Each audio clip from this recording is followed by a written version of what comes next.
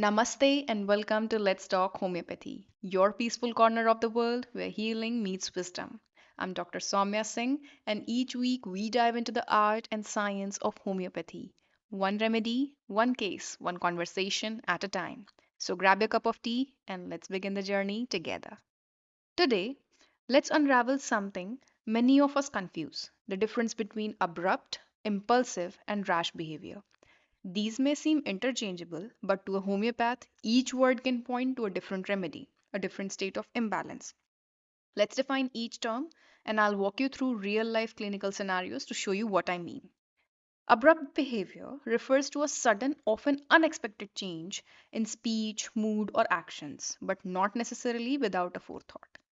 It can be sharp, curt, or even rude, rather than a dangerous impulse. It often reflects irritability, impatience, bluntness, or even lack of social warmth. This might indicate a state of inner irritability, suppressed emotions, or too much gathered of energy that explodes quickly.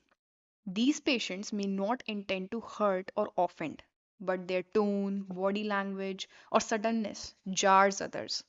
It is important to note abruptness is not recklessness. It is a behavioral edge, not an impulsive drive. Let's take up a clinical scenario.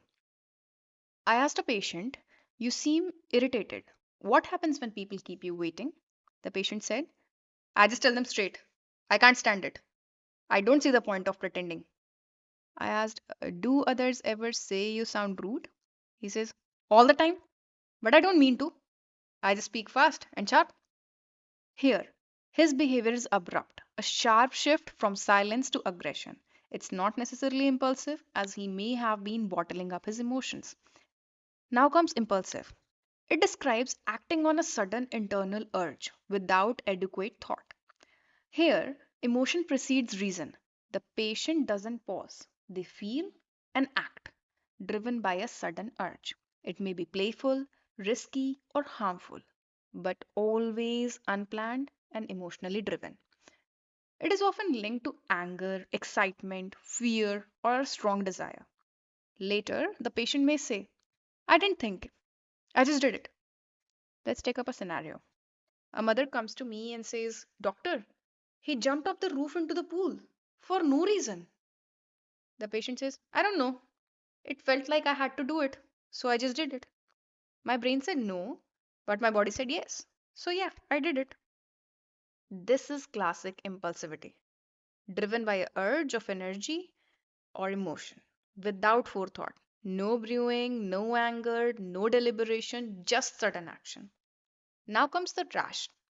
Rash refers to reckless, bold, or dangerous action done without due consideration of any consequence. Unlike impulsivity, which is emotionally driven, rashness involves conscious or careless disregard of risk and, of course, the social norms. Let's take up a clinical scenario. A patient comes up to me and says, "Doctor, I left my job and invested my savings in a business. I read about that last night." I asked, "Did you research it?" The patient says, "No, no need. I had a gut feeling. Of course, I knew it was risky. But I love the thrill. I don't think twice. I just did it." She ignored the risks. Here, the behavior is rash, not sudden or impulsive, but poorly thought out too. This is rashness, risk taking despite awareness of the danger. So let's say two patients may yell at a colleague, but one may do it impulsively, another abruptly, and the other one rashly, each needing a completely different remedy. So next time, when someone says, "He acted out of nowhere," pause and ask, was it abrupt, impulsive, or rash? Understanding the why behind the action is the art and heart of homeopathy. As a homeopath, our role is to hear not only the action, but the impulse beneath the action. When we identify whether it is manner, drive, or recklessness, we identify the precise rubric. And the precise rubric leads us to the simillimum. This was Let's Talk Homeopathy. If today's episode touched you, share it with a colleague or student. Because learning rubrics through lived human experience makes our practice deeper and more human. Until next time, Keep listening, keep observing, and keep talking homeopathy.